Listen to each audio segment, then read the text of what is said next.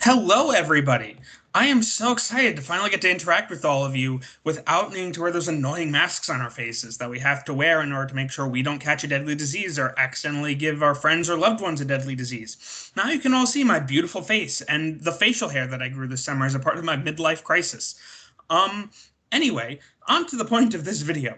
Um, the point of this video is for the final project for Gen Chem, you are going to have to make a recording of yourself pretty much describing stuff. I will admit, at the time of I making this video, I don't fully know the specific details of that final project. That's something that John and Professor French are currently finalizing, but I do know you have to make a recording of yourself. Um, to that end, I want to stress that this video will not actually be me describing how to do this project or giving you tips or pointers or yada, yada, yada. This is simply a video on how to actually record yourself for those of you who might not know how to do it. God knows, back when I had to make a recording myself a couple years ago for a project, it took me way too long to figure out how to do that with any decent quality. So for those of you who are secretly YouTube celebrities or are otherwise technologically savvy and already know how to do this competently enough, you don't have to sit around and watch the rest of this video unless you find the sight of my face very compelling now that you can finally see it, or just find my voice to be soothing and want to stick around. Anyway, so for those of you who aren't still around and still watching this video, I'm going to describe two different methods you can go about to record yourself. The first of which will be through Microsoft Teams. Now, I expect most, if not all of you, already have sufficient experience with Microsoft Teams because I know Professor French uses it for Gen Chem, and I'm sure some other professors that you may or may not have had also use it. So, let's get down to this, shall we? As I'm sure most of you know, you can record sessions in Microsoft Teams, and you can share your own screen. For example, I'll share my screen now. And I'm sharing my screen. The video will drop away, but let's pull my face back for a second. I'm hoping you can still see my mouse on the recording. I hope Microsoft Teams doesn't edit it away. So anyway,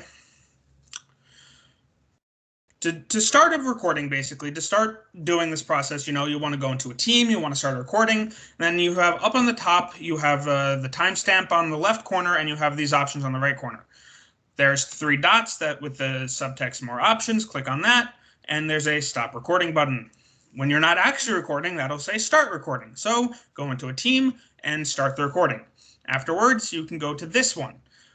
Usually, that box doesn't have an X in it. It has an arrow that's pointing upwards.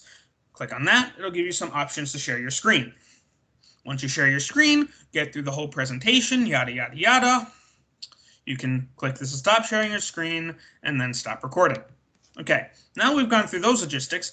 How do you actually get into a team? Because, if you're like me, you've spent a bunch of time in teams for different classes and you have a whole bunch of teams. You don't want to go into Gen Chem Lab Thursday evening for this semester and start recording something. But if somebody else tries to come in and also record something at the same time, they might mess up your recording and you'll have to start over and they'll have to come back later. It's a whole mess. Easy way to do it, create your own team. So up in the top right corner, join or create a team.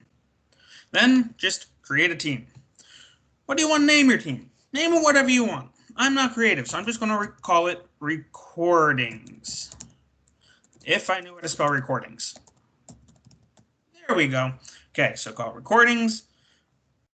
Privacy, you might want to keep it private so people can start joining, interrupting you. Description, who cares?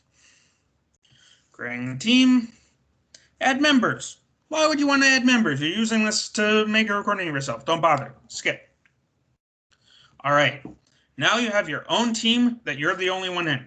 So, up in the corner, hit Meet. Give you a preview to give you a title, yada, yada. Join your meeting. I'm not actually going to join that because I'm currently in this meeting that I'm using to film this, because this is the method I'm actually using to record this video.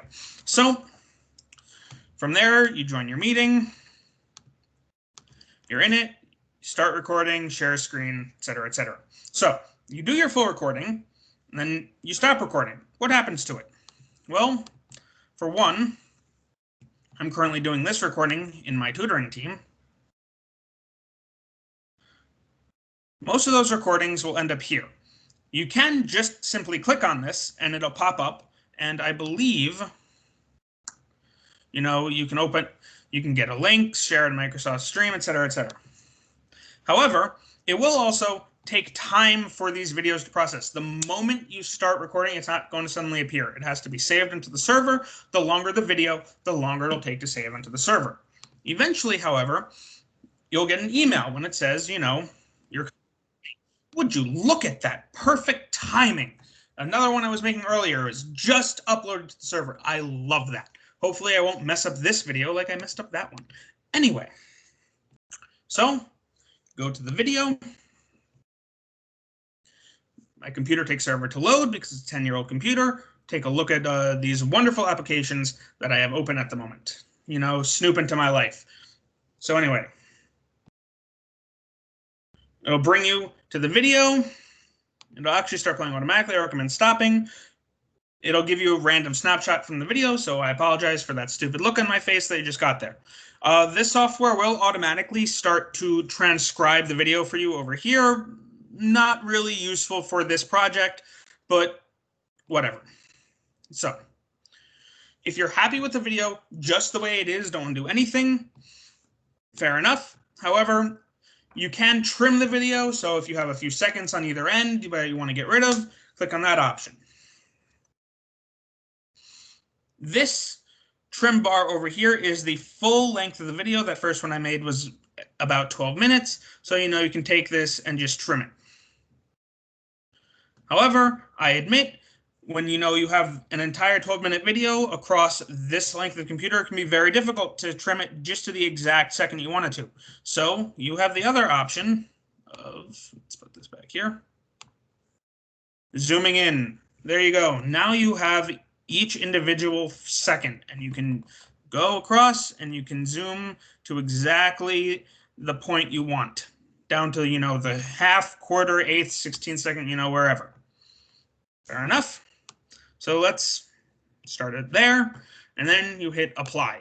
You don't want to forget to hit apply, and ask if you want to save changes. Save them. Take forever to load because my computer's trash. And eventually bring you back here, where I think this is going to start playing automatically. So let me pause that.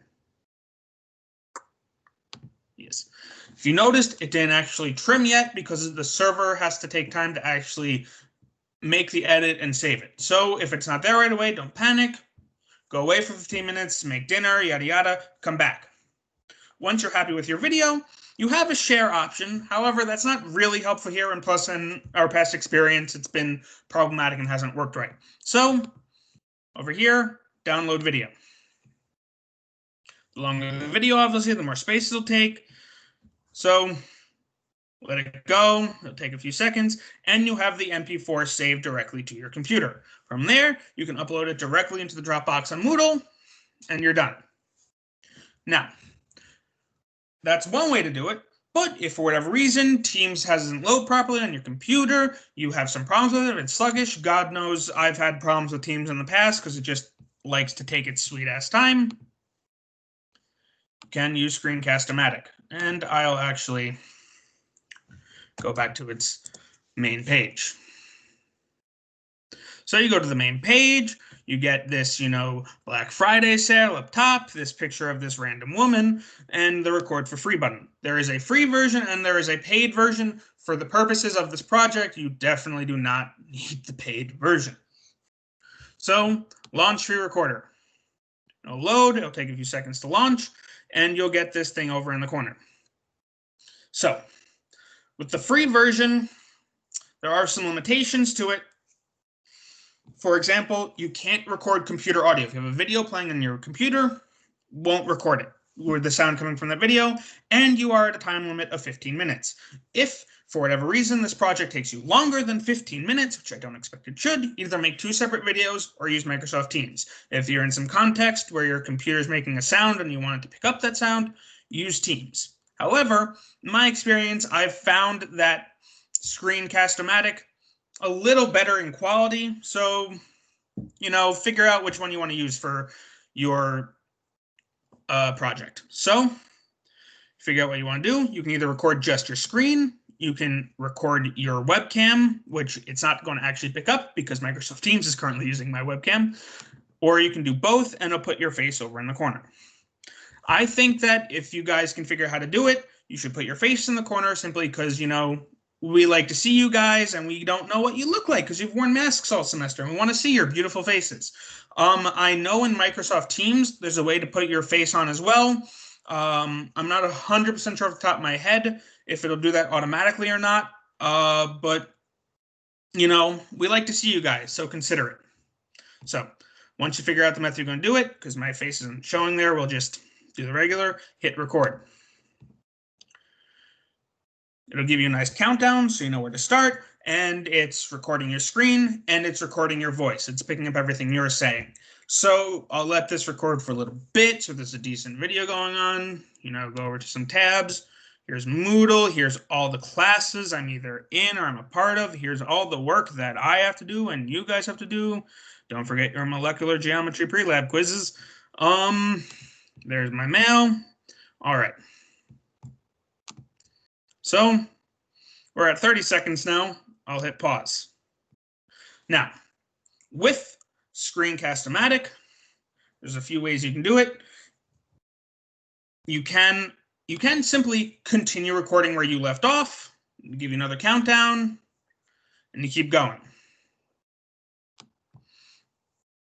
All right. You can also do some funky stuff over here with trimming.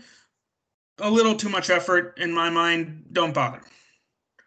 So once you're finished, hit done. Go to save and upload. There are some fancier editing options you can do if you get the full version. Don't bother.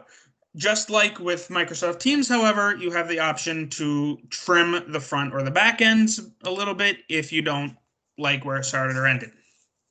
Once there, you have the option, you can upload it to Screencast-O-Matic's website directly. They have a save space there. You can upload it directly to your YouTube. You can upload it directly to your Google Drive, or the easiest one, save as a video file. Video type, MP4, that's what you want. You can name it whatever you want, general chemistry final project. Save it in whatever folder you want. I just have in my video folder. And the most important one, you can either highlight your cursor, which is not actually on the screen in this spot. Where's my cursor? You can get, come on.